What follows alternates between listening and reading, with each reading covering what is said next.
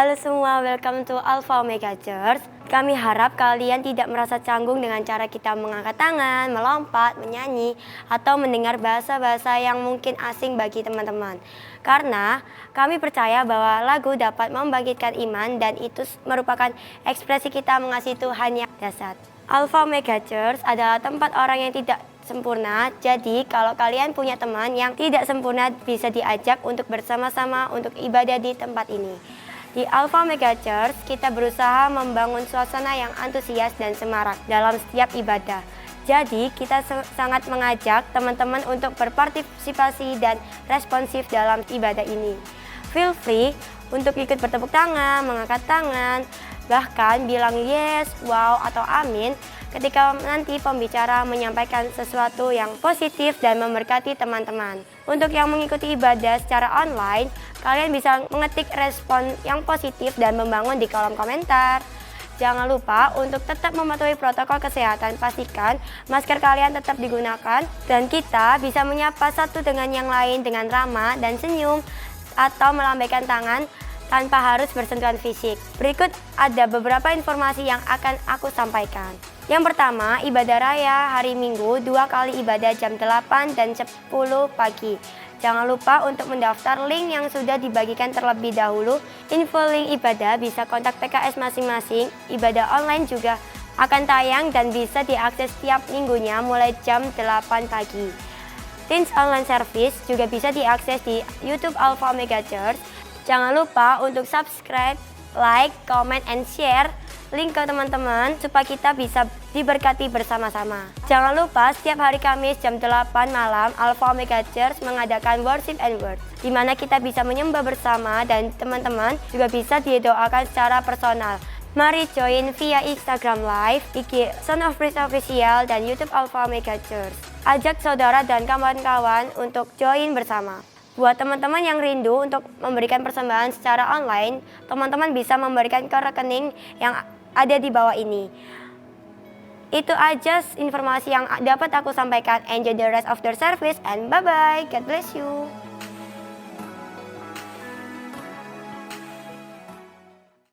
Halo semuanya, welcome to Teens Online Service. Senang sekali boleh bertemu lagi dengan teman-teman semua dimanapun kalian berada. Hari ini kita akan masih melanjutkan pembahasan di minggu lalu, tapi hari ini kita akan bersama-sama belajar bersama mengenai how to face worry. How to face worry. Khawatir atau worry itu kan bukan hal baru ya bagi kita semua, entah itu kita masih anak kecil, sudah dewasa, masih sekolah, yang kaya maupun miskin, semuanya pasti pernah mengalami rasa khawatir, memiliki kekhawatiran. Bahkan teman-teman, orang suci pun seperti pendeta, ya, seperti tim gembala kita, seperti orang-orang pengerja gereja, pelayan-pelayan itu juga nggak luput dari rasa khawatir. Meskipun mereka bisa dikatakan mereka hidupnya hampir menyerupai Kristus. Kok bisa? Contohnya ada di ayat Alkitab di mana diceritakan murid Yesus sendiri itu khawatir. Bayangin teman-teman, murid Yesus sendiri ya itu khawatir, apalagi kita ya. Apa sih khawatir atau worry? Menurut Kamus Besar Bahasa Indonesia, khawatir adalah takut dalam tanda kurung, gelisah, cemas terhadap suatu hal yang belum diketahui dengan pasti. Takut terhadap suatu hal yang belum diketahui dengan pasti. Contohnya seperti apa sih? Contohnya nih gampangannya, mungkin dulu di zaman aku masih sekolah, aku sangat takut atau sangat grogi kalau besok itu ada ulangan matematika. Nggak tahu ya kalau teman-teman sekarang takutnya sama apa. Menurutku paling susah soalnya matematika. Ya, malamnya itu pasti susah untuk tidur kalau besoknya ujian matematika. Karena apa? Gelisah. Gimana ya soalnya besok, bisa enggak ya aku ngerjain meskipun aku sudah belajar. Malah parahnya aku lebih mikirkan siapa nih ya yang bisa aku mintain contekan, atau temanku sebelahnya bisa enggak ya, atau aku besok posisi dudukku sudah tepat apa belum ya untuk bisa mencontek. Nah, seperti itulah rasa khawatir yang sering kita hadapi. Khawatir adalah hal lumrah yang biasa dihadapi oleh manusia. Jadi teman-teman nggak usah sedih atau takut karena mempunyai rasa khawatir, tapi semua orang pasti memiliki rasa khawatir. Nggak ada manusia yang tidak khawatir. Nah, rasa khawatir itu identik ya kan, seringkali dengan pandangan yang negatif. Maksudnya gimana Kak? Seperti hal yang kita bahas tadi, ya kita kan takut menghadapi sesuatu, itu kan negatif ya. Tetapi yang perlu teman-teman pelajari adalah ternyata Tuhan menaruh rasa khawatir dalam diri kita, itu ada hal positifnya teman-teman. Kenapa? Hal positifnya apa? Manusia perlu merasakan kekhawatiran untuk apa? Untuk bertahan hidup. Ya, kalau teman-teman nggak merasakan khawatir, ya hidupnya flat-flat aja, biasa-biasa aja. Teman-teman akan tidak belajar bagaimana cara untuk bertahan hidup.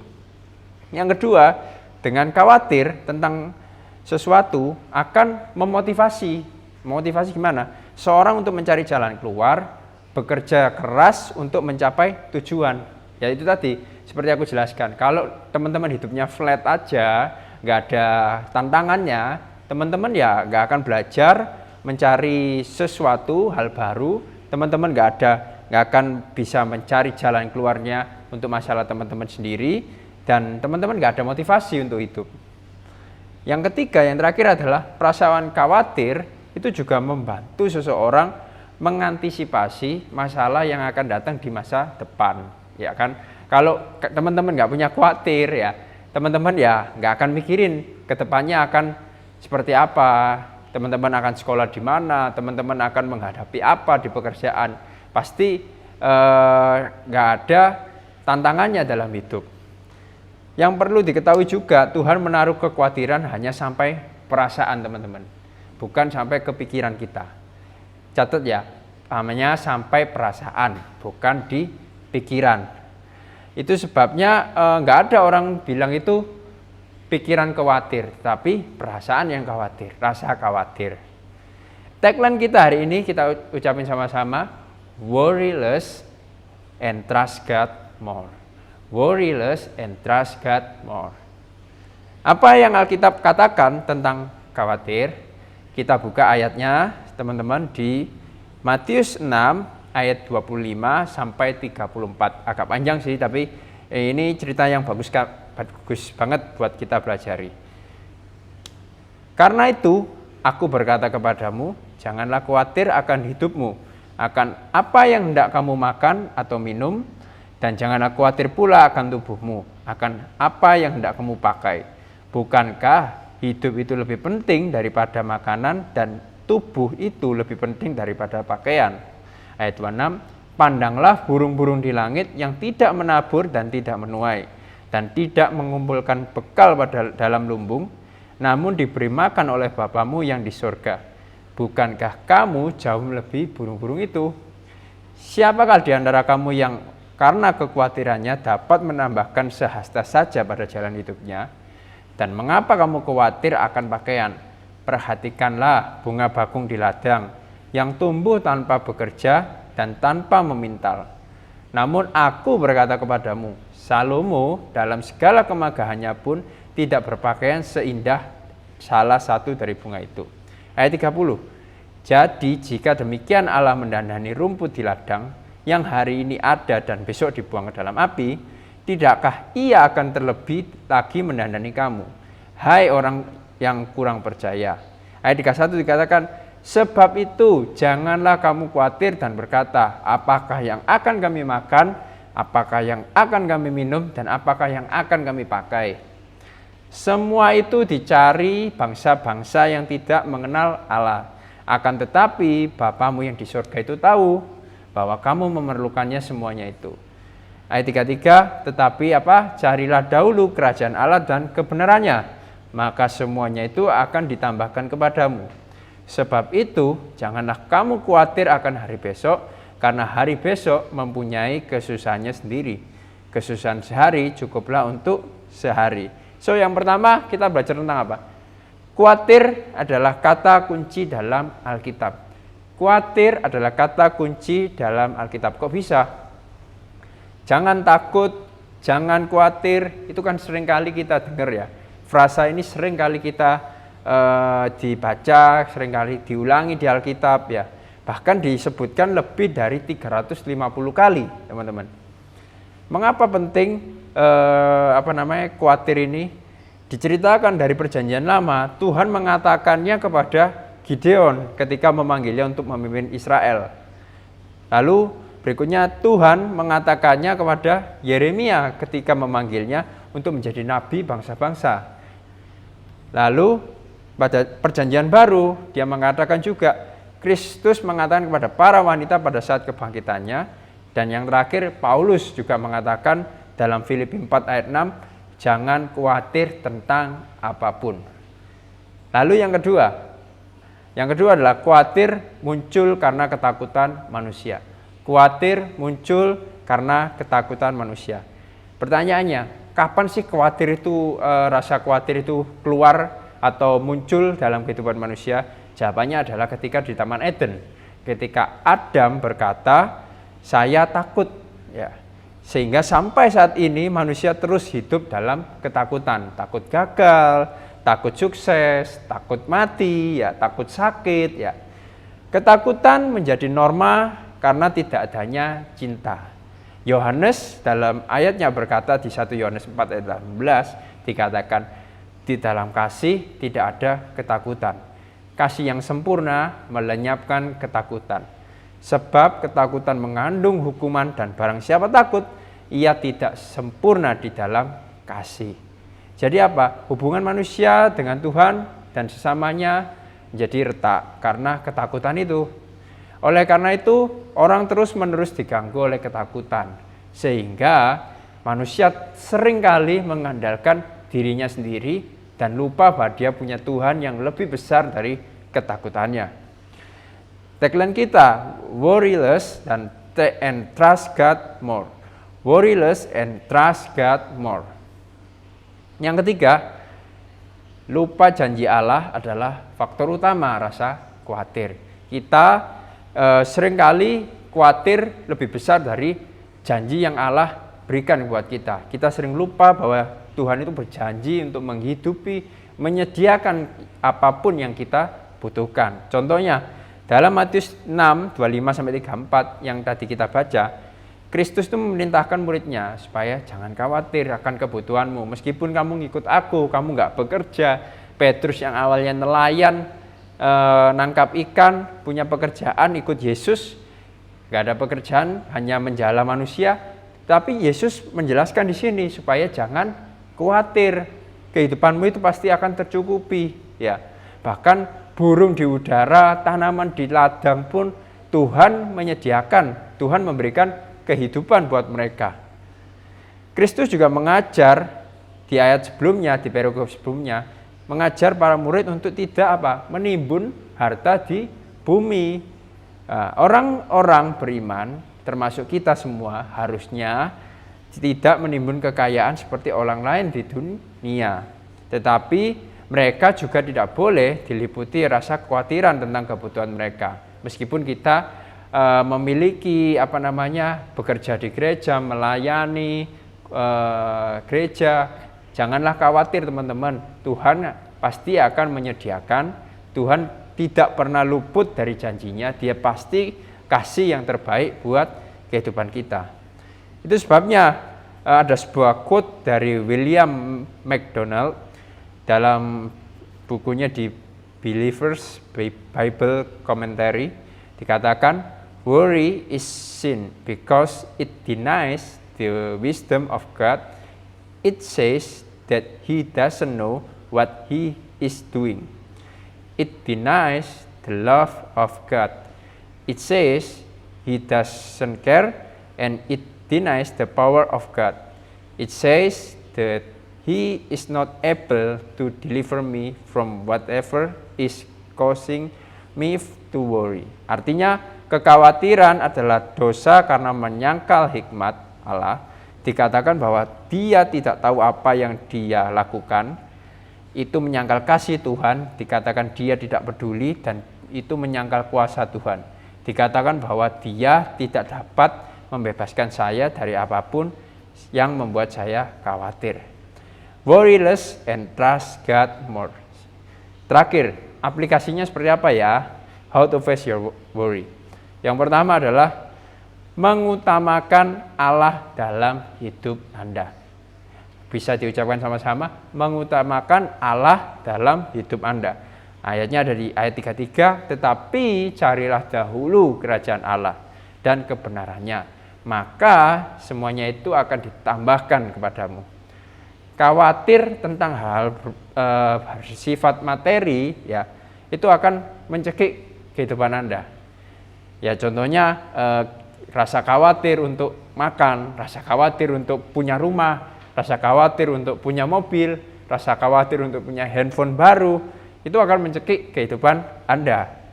Hal yang menakjubkan akan terjadi ketika Anda merenungkan firman-firman Tuhan, merenungkan janji-janji Tuhan. Kekhawatiran Anda akan menyusut.